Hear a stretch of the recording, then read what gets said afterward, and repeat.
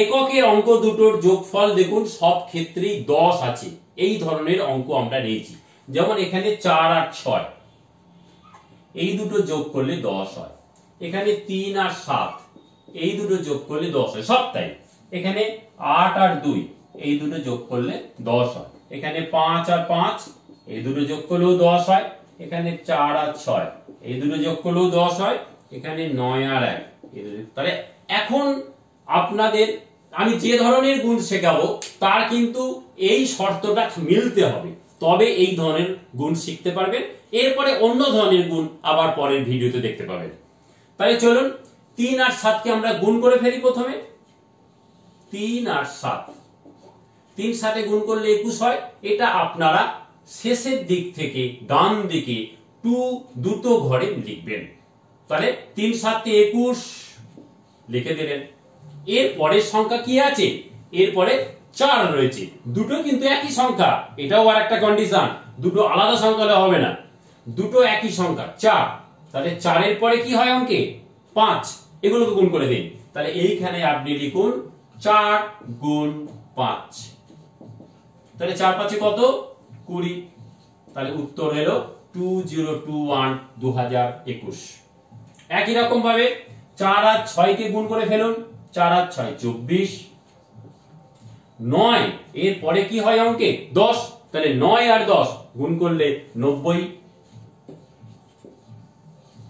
এই আবার দেখুন শেষের এককের ঘরে 2 আর 8 আছে।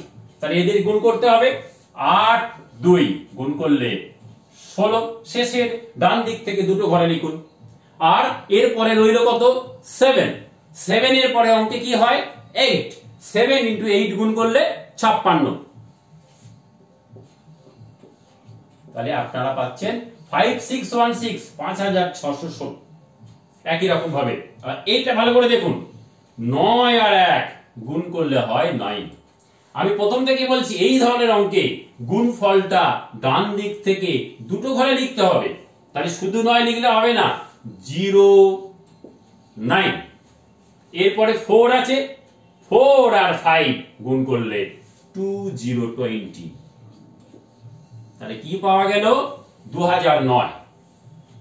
আবার চলুন 5 আর 5 এই দুটোকে গুণ করলে 25। 2 ডিজিট, কোনো জিরোর দরকার নেই। এরপরে 6 আছে, 6 এর পরে কি হয়? 7। তাহলে 6 আর 7 গুণ করলে 42। তাহলে 4225 পাওয়া গেল। একই রকম ভাবে 4 আর 6 গুণ করে ফেললো। 4 আর 6 গুণ করলে কত হয়? 24 হলো। এবারে আছে 8। 8 এর পরে কি হয়? 8 এর পরে 9। তাহলে 8 9 72 হলো। তাহলে 7224। তাহলে বুঝতে পারছেন কিভাবে এককের ঘরের সংখ্যা দুটোর যোগফল যদি 10 হয় এবং দশকের ঘরে একই সংখ্যা থাকে তাহলে কিভাবে গুণগুলো করা যায়। কতগুলো হোমওয়ার্ক আমি দিয়ে দিই, আপনারা বাড়িতে এগুলো করুন। আর ইউটিউবে আমার ইউটিউব চ্যানেলে ওগুলোকে কমেন্ট করে উত্তর জানান, সময় দিয়ে বলবেন। যেমন আমরা 39 into 39 এর গুণফল এইভাবে করতে পারি। আমরা 41 into 49 এর গুণফল এইভাবে 39 31। আমরা 62 into 68 এর গুণফল এইভাবে করতে পারি। আমরা 47 into 43 এর গুণফল এইভাবে। তাহলে এই কটা গুণফল আপনারা নিজেরা করুন আর কমেন্ট করে উত্তরগুলো জানান। ভালো থাকবেন সকলে।